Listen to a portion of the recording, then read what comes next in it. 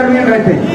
ऐसे समय पे आज ये हाथ से हाथ जोड़ो कार्यक्रम का आयोजन इतनी पीक गर्मी में अग्नि बरस रही है जो हम कहते हैं, और उसमें अग्नि परीक्षा भाई प्रमोद ने भी दी पिछले इतने समय से इस कार्यक्रम की मेहनत करके, और आज वो अग्नि परीक्षा आप भी दे रहे। तो मैं लंबी बात नहीं, लेकिन ऐसे समय में आप और हम यहाँ पे हाथ से हाथ जोड़ो इस कार्यक्रम में पहुंचे जब चुनाव का बिगुल बच चुका है। पहला दिन तो गोहाना में उनकी रैली थी, वो रैली तो हो नहीं पाई क्योंकि उस दिन ज्यादा ठंड थी। यही बात है ना, फरवरी में ज्यादा ठंड थी, लेकिन जब राहुल जी 6 जनवरी को पानीपत के अंदर हमने रैली करी, वहां पे आपने हरियाणा की गर्मी दिखा दी थी। मैं आपको बधाई देना चाहता हूं। तो उन्हें भी जाते हुए कहा अमित शाह ने कि भाई तैयारी रखना, बीजेपी वालों चुनाव साथ हो सकते हैं। वो भी हालात समझ गए कि प्रदेश के अंदर जो सरकार है उसका लोकप्रियता ग्राफ कितना गिर चुका है, उनको भी समझ में आई। कुल मिलाकर 1 साल के भीतर चुनाव ऐसे समय में आप और हम यहाँ पे इस सभा में बैठे, और जब चुनाव में 1 साल रह जाए तो जनता के सोचने विचारने का समय आता है। हमारे प्रजातंत्र संविधान के अनुसार 5 साल में चुनाव, पहले 4 साल सरकार के काम करने की नीति और नीयत के, और आखिरी 1 साल जनता का सोचने विचारने का और अपने अगले भविष्य के फैसला करने का समय आता है। आज ऐसे समय में हमारा आप यहाँ पे इकट्ठे हैं, और इस सरकार को तो हरियाणा की सरकार, ये खट्टर सरकार, इस सरकार को तो मात्र 4 साल नहीं 9 साल हो गए। 9 साल में इन्होंने हरियाणा में क्या किया, हरियाणा को आगे लेके गए या विकास की पट्टी से उतारा, आपका हमारा दिल जानता है। जो हरियाणा 2014 से पहले देश में विकास के मामले में देश में सबसे आगे के राज्यों में जाना जाता था, विकास दर में हम नंबर 1 थे। प्लानिंग कमीशन के अनुसार लगातार 4 साल तक विकास दर हरियाणा की देश में सबसे ज्यादा थी। 2010 से 14 तक प्रति व्यक्ति आय में नंबर 1 थे, प्रति व्यक्ति निवेश में नंबर 1 थे, खिलाड़ियों के मान सम्मान में देश में नंबर 1 हरियाणा था। किसान के हितकारी फैसलों में, चाहे किसान के बिजली के कर्जों की बात, चाहे कोऑपरेटिव के कर्जों की माफी की बात हो, बिजली के बिलों की माफी की बात हो, गन्ने के भाव में नंबर 1 थे, पॉपुलर के भाव में नंबर 1 थे, धान के भाव में नंबर 1 थे, और गरीब की कल्याणकारी योजनाओं में आने की आवश्यकता नहीं आई। और अगर किसी वर्ग का कोई धरना लगा तो शाम तक मान सम्मान से उनके बाप से बात करके उसका समाधान निकालने का काम सरकार ने, कांग्रेस की सरकार ने, राजस्थान की सरकार ने संवेदनशीलता से 10 साल तक कोई आंदोलन नहीं हुआ प्रदेश में, सुख शांति से, अमन चैन से, आपस के भाईचारे से, खुशहाली की तरफ हरियाणा आगे बढ़ा। वो हरियाणा 9 साल पहले बीजेपी के हाथों में गया, खट्टर साहब के हाथों में गया। 9 साल के बाद वो हरियाणा जो विकास में नंबर 1 था, आज नीति आयोग बता रही है विकास दर में तो 19 में पायदान में, लेकिन नंबर 1 पहुंच गया। तो बेरोजगारी में, जैसे कि अभी हमारे नौजवान साथी कन्हैया ने बताया, बेरोजगारी में आज दुख की बात है, कन्हैया जी दिल्ली के 3 तरफ हम बैठे हैं। देश में सबसे ज्यादा रोजगार देने वाला प्रदेश होना चाहिए, लेकिन देश में सबसे ज्यादा बेरोजगार प्रदेश, कोई उद्योग लगा नहीं। जैसे आपने बताया, जब हमारी सरकार थी कहीं IMT लग रही थी, कहीं फुटवेयर पार्क लग रहे थे, कहीं थर्मल के कारखाने लग रहे थे, कहीं यूनिवर्सिटियां बन रही थी, कोई निवेश हुआ नहीं।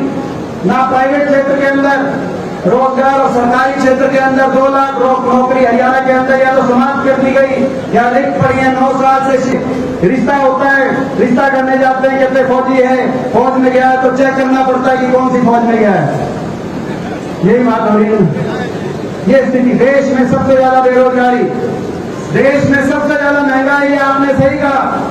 400 रुपए का सिलेंडर था तब नारा चलता था, जब हमारे समय 2014 में कांग्रेस के समय 400 रुपए में सिलेंडर था, जबकि अंतर्राष्ट्रीय बाजार में इससे दुगना महंगा था। तेल अंतर्राष्ट्रीय बाजार में इससे दुगना महंगा लेते थे, डीजल, पेट्रोल, रसोई गैस का सिलेंडर सस्ता देते थे। 400 रुपए में सिलेंडर था, नारा चलता था बहुत हुई महंगाई की मार, अब की बार भाजपा सरकार, और अब नया नारा चल रहा है। मैं देख रहा था टीवी के चैनल पे एक नया नारा है, महंगाई हुई कम क्योंकि बीजेपी में एकदम हरियाणा में नया नारा लगा है। मैं पूछना चाहता हूँ, सिलेंडर 400 से कम हुआ या 400 से कुछ बड़ा हमारी पार्टी आई बैठी? आपकी बात नहीं जल्दी हमें क्योंकि मीडिया में तो चल रहा है कि महंगाई हुई कम, क्योंकि बीजेपी में कम मीडिया में चला रही है, आपने कैंसिल कर लें मीडिया भी। ये सरकार केवल लूट और छूट के लाइसेंस पे सरकार बनी।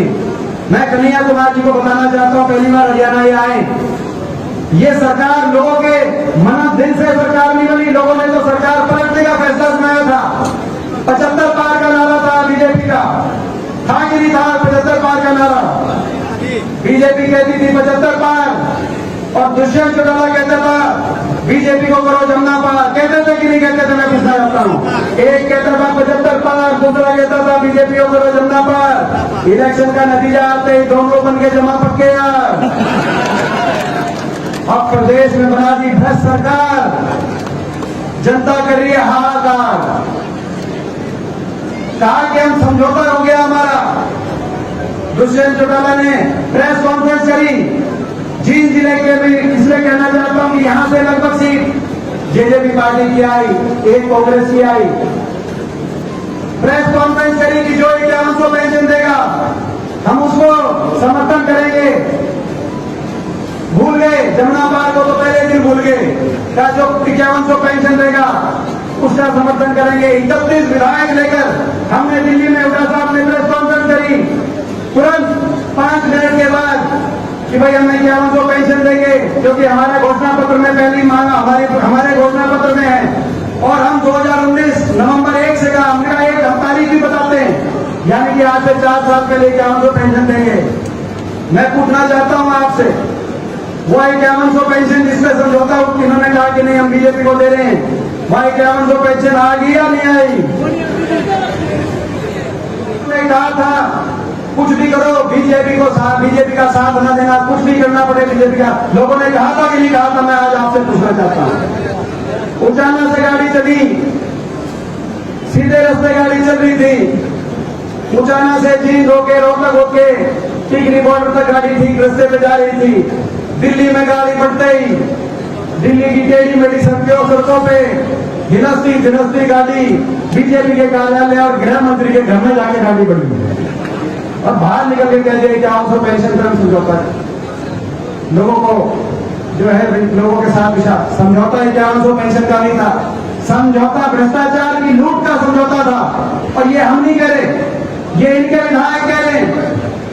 ये हम कहें तो हमारी बात मत मानना, मगर दादा गौतम का पहले दिन ही बयान आ गया जब महकमे बटे, क्योंकि महकमे इस हिसाब से नहीं बांटे कि लोगों का काम कैसे हो, महकमे इस बात से बांटे कि जनता की गाड़ी कमाई से लूट कैसे मचाई जाए। शराब महकमा किसके पास है, एक्साइज महकमा किसके पास है।